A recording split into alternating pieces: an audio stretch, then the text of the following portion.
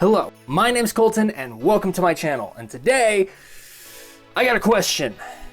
What is Christmas?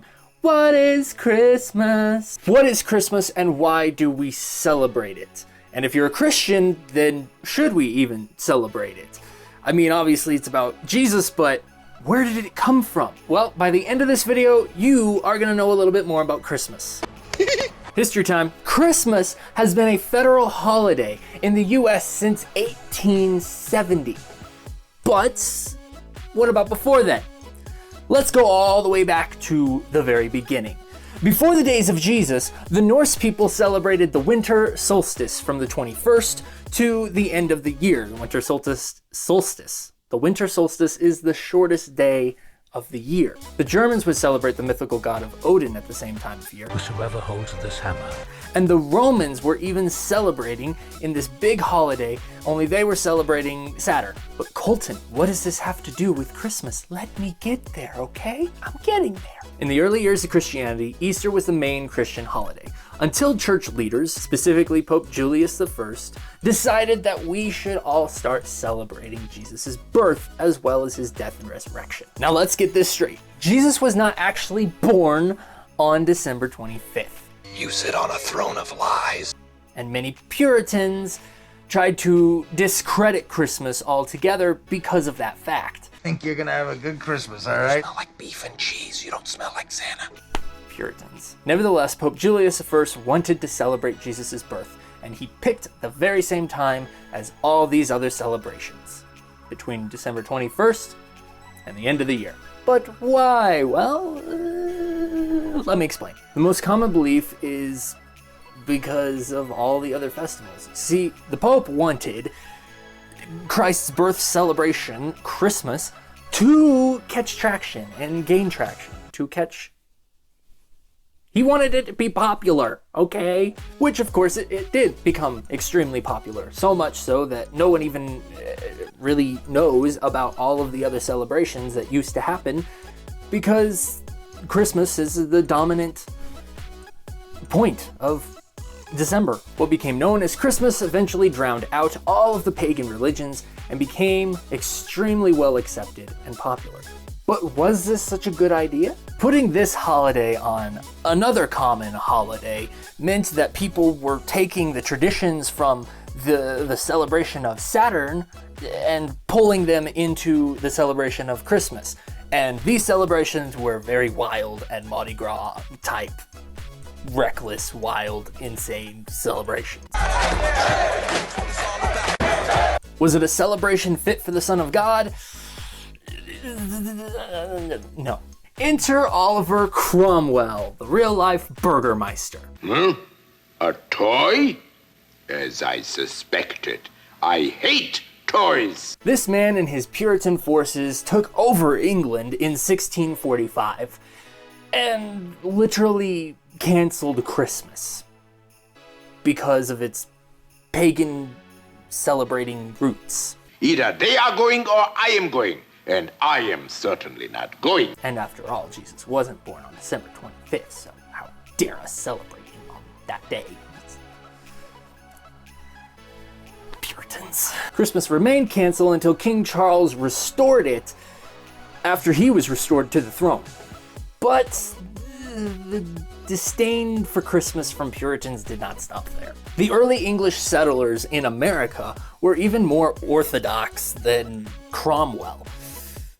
Grinches, basically. You're a mean one, Mr. Grinch. And wouldn't let Christmas be a holiday in America until 1681. After the separation from England, the Americans didn't really want anything to do with English traditions, especially Christmas. Therefore, Christmas wasn't declared an official holiday until June 22nd of 1870. Here's the thing though. Once Christmas was accepted, the people started to change Christmas traditions and Christmas celebrations from being this wild, pagan, insane mess to being a much more family-oriented celebration that was clean and innocent and fun. In the process, the people began to look to immigrants and the Catholic Church and the Episcopalian Church for Christmas traditions of how people have celebrated Christ's birth through the decades. Authors like Charles Dickens and Washington Irving contributed to the most basic foundational traditions that we see at the Christmas season. My name is Charles Dickens. And my name is Rizzo the Rat. Hey, wait a second, you're not Charles Dickens. I am too. Then comes Santa Claus and Christmas trees and a bunch of other things that I could talk about for hours, but won't for the sake of time in this video.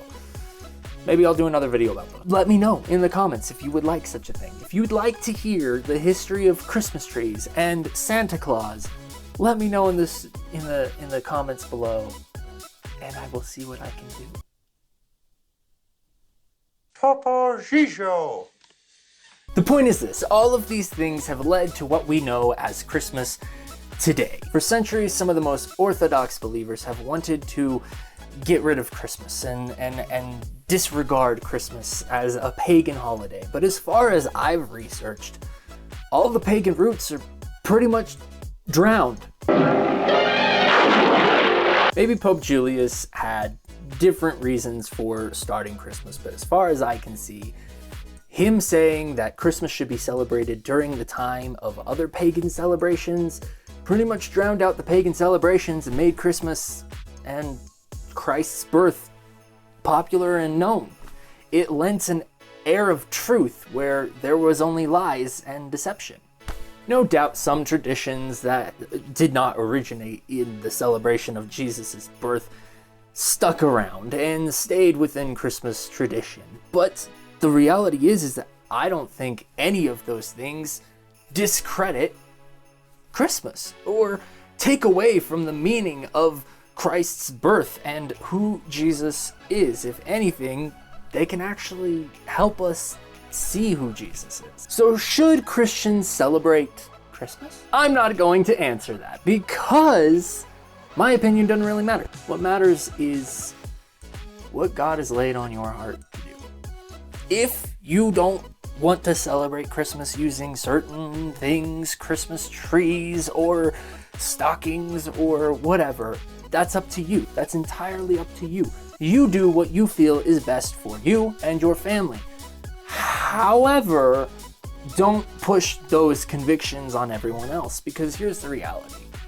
I choose to celebrate Christmas with lights and trees and Santa Claus and all of this fun stuff. Why? Because I have developed a way of seeing how all of these things can play into the story of Christ and who Jesus was and why he came as a baby to save the world. All throughout the Christmas season, it's not like you never hear about Jesus. Just turn on a secular radio and you start hearing the Pentatonics or Bing Crosby or somebody singing about Jesus and his birth and who he was and what it meant. It's a season that's become known for sharing love and giving to others and taking care of those less fortunate than yourself, which are all good things that Jesus would even want us doing. So I choose to celebrate Christmas in my own way. You are obviously a nonconformist and a rebel. Me?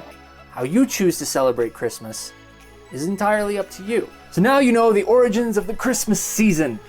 But one thing remains. How will you celebrate Jesus' birth?